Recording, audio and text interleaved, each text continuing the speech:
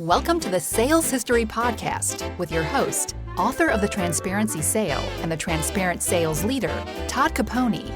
Each episode brings you the incredible and sometimes strange minds, philosophies, and approaches from sales history's past with relevance to today. Here's Todd. Welcome back to the Sales History Podcast, or if this is your first time, welcome.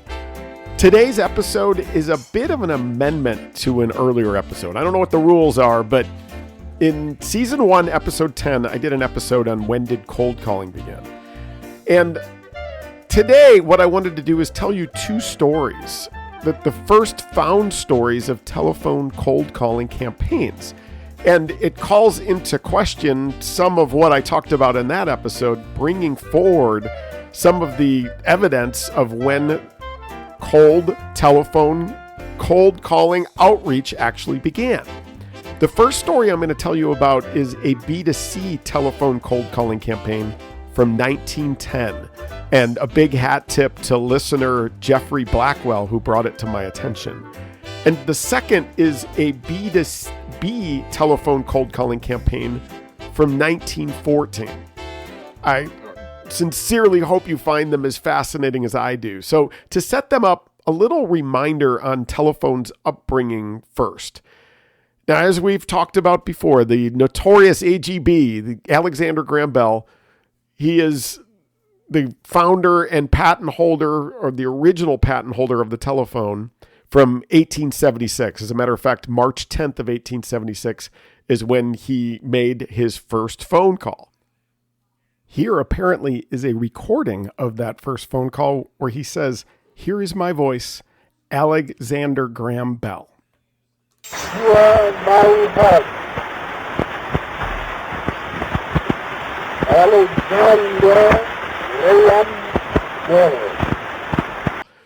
The telephone grew up slowly, right? I mean, for many years, if you wanted to make a phone call, you might have had to go to the local general store or some other central location. You know, each town had maybe one telephone originally. Homes weren't wired together, and even if they were initially set up as party lines, meaning a bunch of homes were wired together. So if you wanted to call someone's home, the phone would essentially ring all of them together. And once connected to the individual you wanted to speak with, the others hung up, or maybe they didn't. You could listen in on a neighbor's call just by staying on or even picking up the receiver randomly during the day. So the phone wasn't initially pervasive, and certainly privacy was a big issue. If you weren't going to share anything personal, it wasn't going to be over the phone. Rich and influential people, of course, had their own phones. Big businesses had phones, but a lot of times it was just connecting offices together.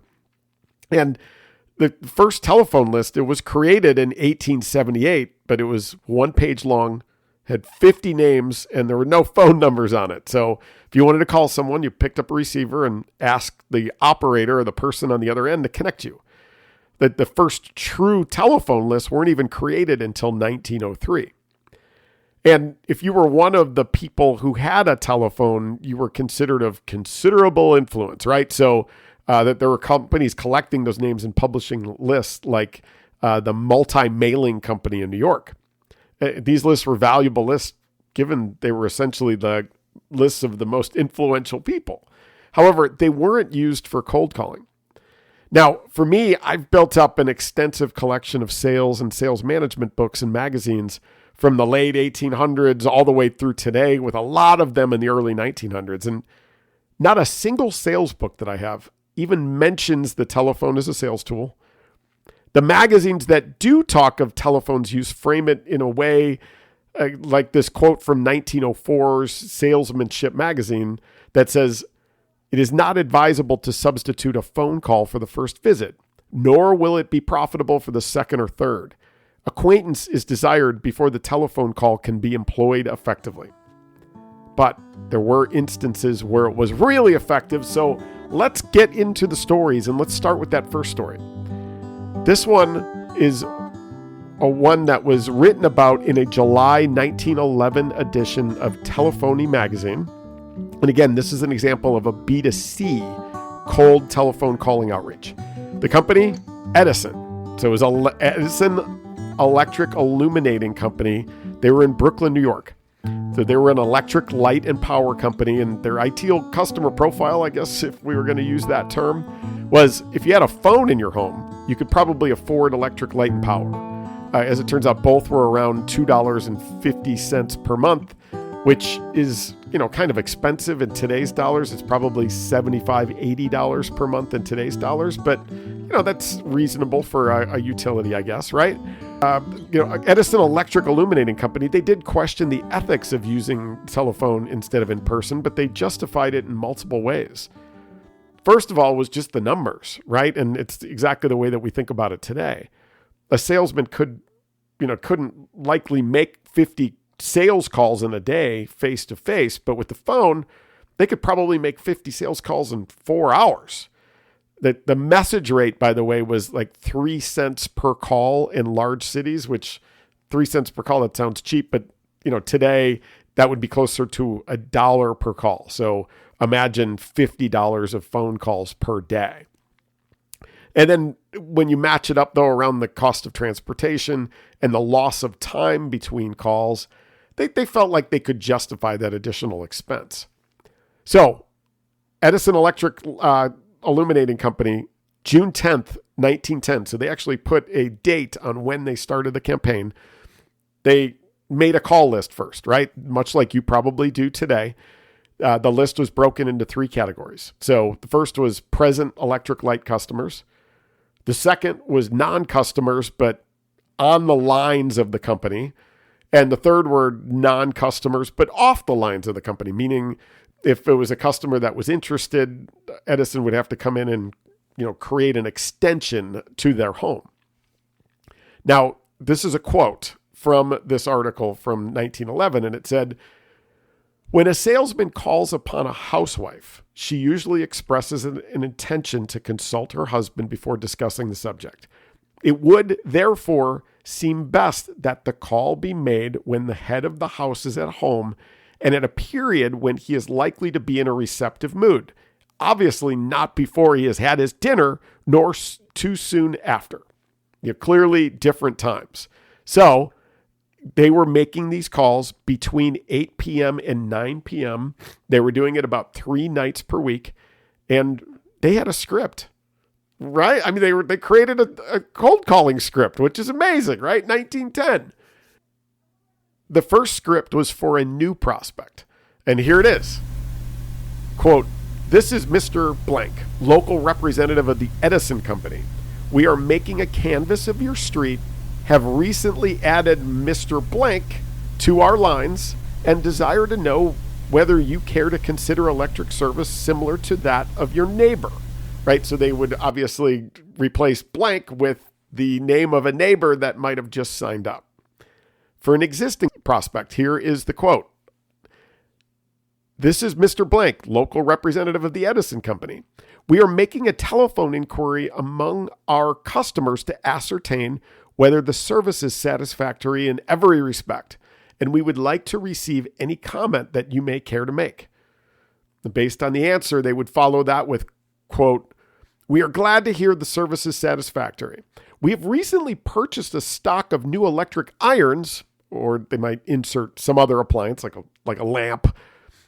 "Would you care to have us send you one on a 30-day trial?" So the focus was residential. They never called at work due to the undesirability of approaching a businessman at his office during business hours regarding service at his home. That's a quote. But in each case, they were doing some customization. If it's an existing customer, they would clear the way and make sure that if there was any elephant in the room in the form of, some dissatisfaction with the product, they would clear that, and then they would go for the upsell, right? Now, the results, here's another quote from the article. "You may be surprised to know that in over 500 calls we have made to present and prospective electric light users, we have not received one discourteous reply or abusive criticism," right? That's amazing. Think about the cold calls that happen today. They also followed it up by talking about the fact that over 30% of their calls resulted in requests for an immediate call in person.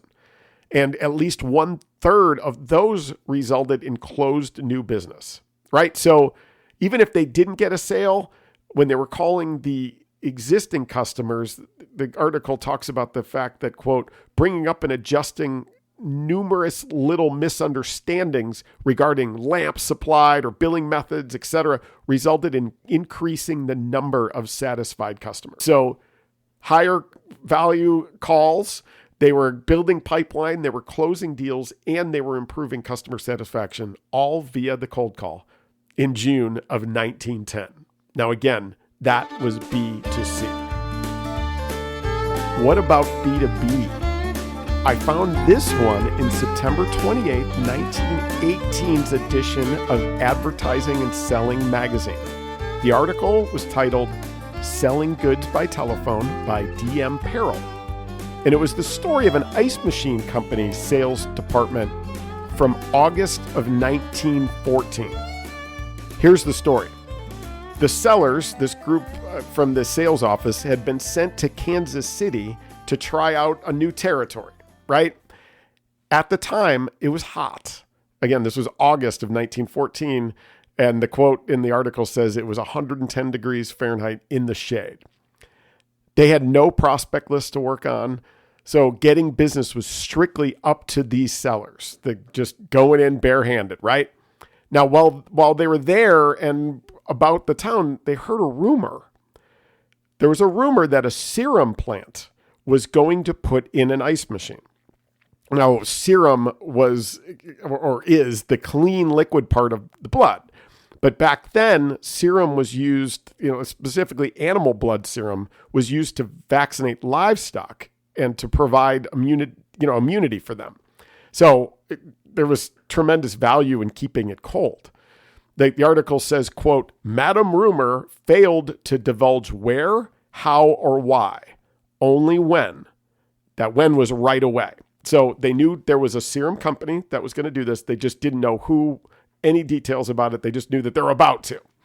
Now, one of the rules of the firm was never to use the telephone if it was possible to see the prospect in person. But their justification was there were a lot of serum plants making a serum for vaccinating hogs for cholera. Lots of stock raising in Kansas City, apparently, right?